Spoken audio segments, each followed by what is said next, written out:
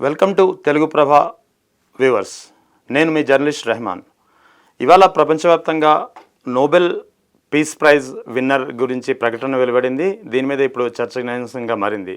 ముఖ్యంగా అమెరికా అధ్యక్షుడు Donald Trump ఎవరైతే నోబెల్ ప్రైజ్ ఈసారి తనకే వస్తుంది అని చెప్పి 2024లో అధ్యక్ష ఎన్నికల్లో నెగ్గినప్పటి నుంచి ఏదైతే ప్రకటన చేస్తూ వస్తున్నారో, ట్రంప్ని సమర్థించే వాళ్ళు కూడా ఇది నిరంతరం ఇదే వాదన చేస్తూ వస్తున్నారు. కానీ ప్రస్తుతం పాపం ఆయనకి నిరాశ ఎదురైంది. ట్రంప్ ఒక వెనిజులాకు చెందినటువంటి అపోజిషన్ లీడర్ మారియా కొరినా మెచాడో చేతిలో ఘోరంగా ఓడిపోవాల్సి వచ్చింది. ఎందుకంటే నోబెల్ ప్రైజ్ అనేది చాలా ప్రతిష్టాత్మకమైనది. దీని యొక్క చరిత్రను ఒకసారి పరిశీలించాల్సి ఉంటుంది. అసలు నోబెల్ ప్రైజ్ ఈసారి తనకి ఖచ్చితంగా వస్తుంది, 5వ అమెరికన్ విన్నర్గా నేను నిలుస్తానని చెప్పి చాలా ఆశలు పెట్టుకున్నారు. ఈ ఆశలని అడియాసలు అయిపోయాయి. అయితే నోబెల్ ప్రైజ్ ఈసారి ట్రంప్కి ఎందుకు నిరాకరించబడింది? గతంలో మహాత్మా గాంధీకి కూడా ఈ నోబెల్ ప్రైజు అంతగా శాంతి కోసం అహింసాయుత మార్గంలో స్వాతంత్రాన్ని సంపాదించబెట్టిన మహాత్మా గాంధీకి కూడా నోబెల్ ప్రైజ్ దక్కలేదు. ఈసారి మొత్తం ప్రపంచాన్ని శాసిస్తున్నటువంటి ట్రంప్ వరుసగా మూడోసారి కూడా నోబెల్ శాంతి బహుమతి నుంచి తిరస్కరించబడడానికి కారణం ఏంటి? అసలు నోబెల్ శాంతి బహుమతి ఎందుకు ఇస్తారు? ఏ ఏ రంగాల్లో ఇస్తారు? ఎందుకు ఈ ప్రతిష్టాత్మకమైన బహుమతికి అంత ప్రాధాన్యత ఉన్నదనేది ఒకసారి తెలుసుకుంటే వెనిజులాకు చెందినటువంటి నార్వేకి చెందినటువంటి భౌతిక శాస్త్రవేత్త ఆల్ఫ్రెడ్ నోబెల్ ఎవరైతే డైనమిట్ని కనిపెట్టారో అతని యొక్క జ్ఞాపకార్థం, అతని కోరిక మేరకు ఈ యొక్క నోబెల్ బహుమతి అనేది వివిధ రంగాల్లో, అంటే ఫిజిక్స్ కావచ్చు, కెమిస్ట్రీ కావచ్చు, లిటరేచర్ కావచ్చు, ఇక ఎకనామిక్స్ కావచ్చు, పీస్ కావచ్చు, ఇలా ముఖ్యమైన రంగాల్లో లబ్ధప్రతిష్ఠులైనటువంటి ప్రపంచవ్యాప్తంగా విశిష్ట సేవలు చేసి గుర్తింపు తెచ్చుకున్నటువంటి ప్రముఖ వ్యక్తులను ఎంపిక చేసి దాదాపు ప్రపంచంలోని అన్ని దేశాల మద్దతు తీసుకుని తుదిక నార్వేజియన్ కమిటీ యొక్క నోబెల్ ప్రైజ్ విన్నర్ని ఆయా రంగాల్లో ఎంపిక చేయడం అనేది దాదాపు 1901 నుంచే జరుగుతూ వస్తుంది. 1948లో గాంధీ హత్యానంతరం మహాత్మా గాంధీ పేరు వెంటనే మనం శాంతికి, అహింసకు ఒక సూచికగా చెప్తాం. అటువంటి మహాత్మా గాంధీకి కూడా చాలా ఈ నోబెల్ ప్రైజ్ అనేది తిరస్కరింపబడింది. కారణం ఏంటనేది పరిశీలిస్తే అప్పట్లో అంటే ఇండియాకు స్వాతంత్రం వచ్చిన తర్వాత గాంధీ హత్య జరిగిన సమయంలో, అంటే 1948 సమయంలో మొత్తం ప్రపంచవ్యాప్తంగా బ్రిటిష్ యొక్క ఆధిపత్యం స్పష్టంగా ఉండేది అన్ని దేశాలపై. అప్పుడున్నటువంటి అంతర్జాతీయ పరిస్థితులు కావచ్చు, అప్పుడున్నటువంటి బ్రిటిష్ ఆధిపత్యం కావచ్చు, వివిధ రాజకీయ కారణాలు కావచ్చు, ఈ యొక్క నోబెల్ ప్రైజ్ బహుమతికి మహాత్మా గాంధీ ఎంపిక కాకపోవడానికి ఒక ప్రధాన కారణంగా చెప్పుకోవచ్చు. 2006లో కూడా నోబెల్ కమిటీ, ఏదైతే నార్వేజియన్ నోబెల్ కమిటీ ఉందో, మహాత్మా గాంధీకి నోబెల్ ప్రైజ్ ఇవ్వకుండా మేము అప్పట్లో చాలా పెద్ద తప్పు చేశామని చెప్పి 2006లోనే వాళ్ళు ప్రకటించారు. లేకపోయి ఉంటే మహాత్మా గాంధీ కూడా నోబెల్ శాంతి బహుమతి ఖచ్చితంగా వచ్చి ఉండేది. సో ఇది జరిగిన చరిత్ర. ఇది కాసేపు పక్కన పెడితే, అమెరికాకు చెందినటువంటి అమెరికా అధ్యక్షుడు డొనాల్డ్ ట్రంప్ చాలా ఆశలు పెట్టుకున్నారు. వెనిజులాకు చెందినటువంటి ప్రతిపక్ష నేత మారియా కొరినా మెచాడో చేతిలో ఆయన నోబెల్ ప్రైజ్ని కోల్పోవాల్సి వచ్చింది. అసలు నోబెల్ ప్రైజ్ ఆమెకి ఎందుకు వచ్చింది, ఈయనకి ఎందుకు రాలేదనేది ఒకసారి పరిశీలించుకోవాలి.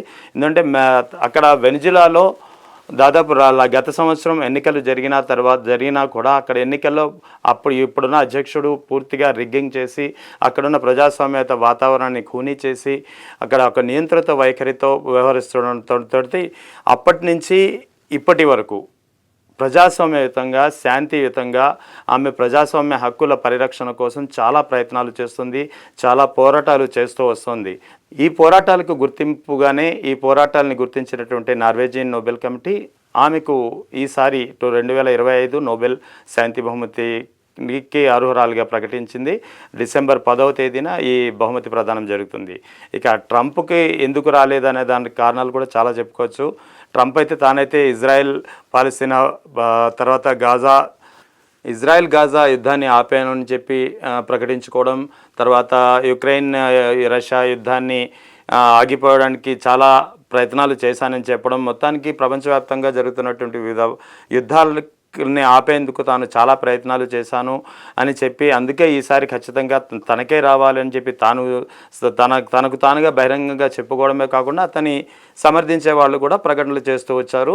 దానికి తగ్గట్టుగా ఇజ్రాయెల్ ప్రధాని బెంజమిన్ నెతన్యాహు కావచ్చు, రష్యా కావచ్చు, ఇటు స్పెయిన్ కావచ్చు, చాలా దేశాలు అతనికి బాహాటంగా అతని ప్రతిపాదనను అంటే శాంతి నోబెల్ పీస్ ప్రైజ్ కోసం డొనాల్డ్ ట్రంప్ పేరును ప్రతిపాదించడమే కాకుండా సమర్థించడం కూడా జరిగింది. అయితే వీళ్ళందరినీ కాదని నార్వేజియన్ కమిటీ మాత్రం అతని పేరును పక్కన పెట్టి వెనిజులా ప్రతిపక్ష నేతకి అవకాశం ఇచ్చింది, విన్నర్ కింద ప్రకటించింది. ఎందుకనేది ప్రకటిస్తే ట్రంప్ యొక్క ద్వైపాక్షిక విధానాలు అంటే అతను ఒక్కొక్క దేశం విషయంలో ఒక్కొక్క విధానాన్ని అవలంబిస్తుంటారు. ముఖ్యంగా ఇజ్రాయెల్ పాలస్తీనా యుద్ధం జరిగినప్పుడు ఒక విధంగా, సౌదీ దేశాలని వ్యతిరేకించే ఇజ్రాయెల్కు మద్దతుగా నిలవడం, అటు ఇరాన్కు సపోర్ట్ చేయడం, మళ్ళీ తిరిగి ఇక్కడ ఇండియాకు బద్ధశత్రువుగా ఉన్న పాకిస్తాన్కు సపోర్ట్ చేయడం, తర్వాత రష్యా యుక్రెయిన్ యుద్ధంలో యుక్రెయిన్కు హెల్ప్ చేస్తూనే అటు నోబెల్ శాంతి బహుమతి విషయంలో రష్యా మద్దతు తీసుకోవడం, తర్వాత అదే రష్యా విషయంలో ఇండియాను దూరం చేసుకోవడం, ఇటువంటి చాలా కారణాలు. అంటే అతనికి ఒక స్పష్టమైన విదేశాంగ విధానం అంటూ లేకపోవడం కూడా నోబెల్ పీస్ ప్రైజ్కి అతని పేరు నిరాకరించడానికి ఒక ప్రధాన కారణంగా చెప్పుకోవచ్చు. ఎందుకంటే నోబెల్ ప్రైజ్ కమిటీ ఏదైతే నార్వేజియన్ కమిటీ ఉందో ఆ కమిటీ కూడా స్పష్టంగా ఒక వ్యాఖ్య చేసింది. అది చాలా చమత్కారంగా ఉందని అనుకోవచ్చు. ఎందుకంటే this committee sits in a room filled with a portraits of all laureates and room is filled with both courage and integrity. అంటే మన ట్రంప్ ఎవరైతే ఆశించారో నోబెల్ ప్రైజ్ని అతనికి కరేజ్ ఇంటిగ్రిటీ లేదని చెప్పకనే చెప్పిందా అనేది తెలియాల్సి ఉంది. ఇక ఈసారికే అతన్ని, ఎందుకంటే ట్రంప్కి నోబెల్ శాంతి బహుమతి తిరస్కరించడం ఇది తొలిసారి కాదు. 2020లో కూడా చాలా దేశాలు అతని పేరును ప్రతిపాదించాయి. అప్పట్లో కూడా నోబెల్ కమిటీ తిరస్కరించింది. ఈసారి కూడా మరోసారి తిరస్కరించింది. చూద్దాం 2026లో అయినా సరే అతనికి శాంతి బహుమతి వస్తుందా, లేదా అప్పుడు కూడా ఇతర కారణాల వల్ల ఇతని యొక్క దుందుడుకు స్వభావం కావచ్చు, ఇతని డబుల్ స్టాండర్డ్ విదేశాంగ విధానాల వల్ల మరోసారి అతనికి దూరం అవుతుందా అనేది చూడాలి.